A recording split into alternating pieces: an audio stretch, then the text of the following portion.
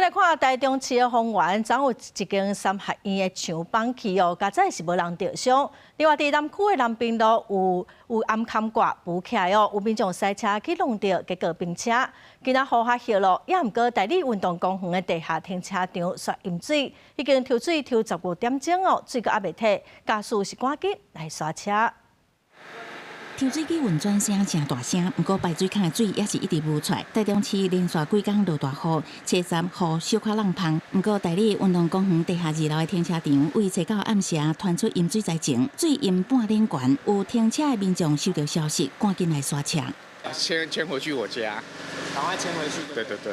从昨天下午的6点到现在将近快要10点，总共快要15到16个小时了，还在抽水哦。民意代表表示，淹水已经超过15点钟，不过市政府说拢无法度。台中市停车管理处到场了解状况，讲爱等水抽干才当查广线的问题，后续车损拢有保险理赔。消损的部分的话，因为停车场都有那个公共意外责任险，对，所以那个理赔的部分的话，会依照保险的内容下去做理赔的。另外，丰原区民成立一个大厝起面街找到中调，因为落雨造成砖仔壁倒去的是女主人房间内壁倒，好佳在无讲到人，一家伙4个人拢无受伤，由区公所协助安置。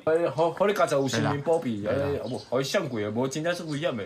先请里长协助将4位里民，他们引导到我们企业的船户乡里做安置。